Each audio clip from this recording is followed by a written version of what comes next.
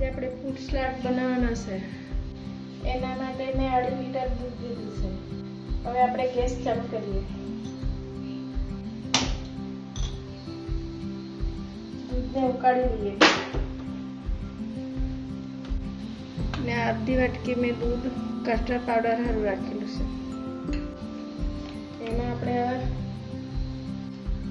2 ચમચી custard powder દૂધમાં mix કરી લઈએ. 1 ચમચી એલચીનો પાવડર. આ રીતે ચમચાને ફરાવે છે કરવાનું.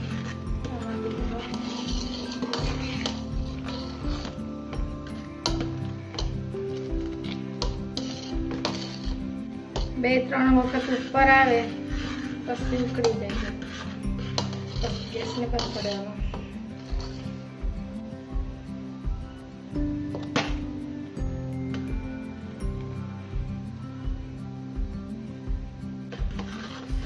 આ દૂધ આપણું ઉકળવાનું ઉકળી ગયું દૂધ.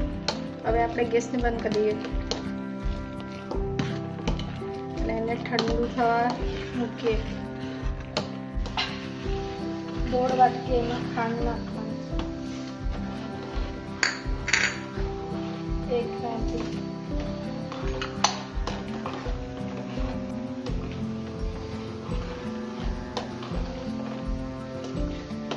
આ કસ્ટર્ડ પાવડર 2 ચમચી નાખીએ દૂધમાં. આ બરાબર મિક્સ થઈ ગયું છે.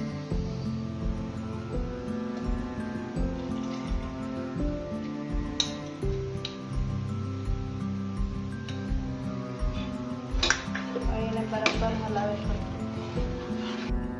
અડધા ડઝન કેળા લીધા છે, 4 ચીકુ, 3 દાડમ ને 1 સફરજન. એને બધાને મેં કાપીને પછી બતાવો તમને. થોડું દૂધ આ ઠંડુ થઈ ગયું. હવે એમાં આપણે ફ્રૂટ નાખીએ. આ 1 વાટકી કેળા મેં મિક્સરમાં ક્રશ કરી લીધા છે. એ બી એમાં નાખવાનો તો બહુ મસ્ત ટેસ્ટ આવે. જાડું જાડું.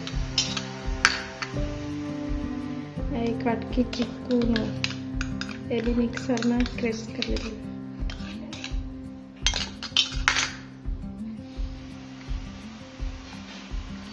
આ સફરજન 1 વાટકી.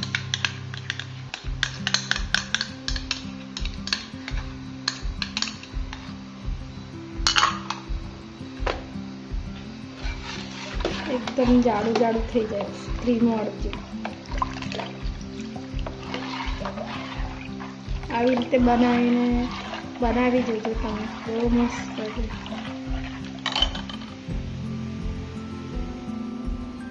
ને આ સફરજન, આ કેળા ને આ ચીકુ નાના નાના કપ કરેલા છે. ને આ દાડમ.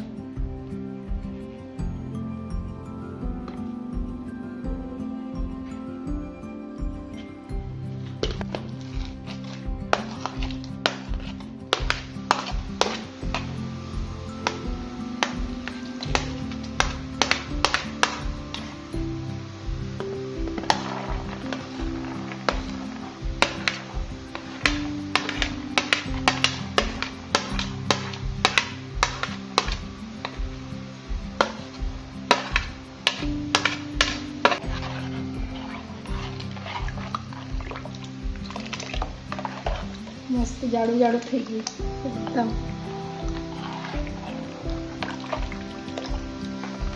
ઠંડુ બી. હવે એને આપણે ફ્રીજમાં 2 કલાક સારું ઠંડુ કરવા મૂકે. ઠંડુ નહીં મળે તો મને પીવાનું મન થઈ ગયું છે હમણાં જ પી જાવ એવું થતું છે. હવે આપણે ફ્રીજમાં મૂકી દઈએ. 2 કલાક સુધી ફ્રીજમાં રાખી મૂકેલું. 2 કલાક થઈ ગયા.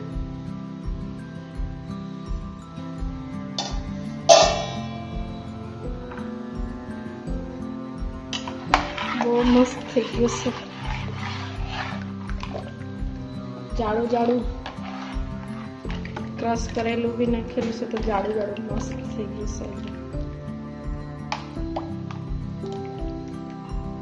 હવે આપણે ગ્લાસમાં કાઢી લઈએ.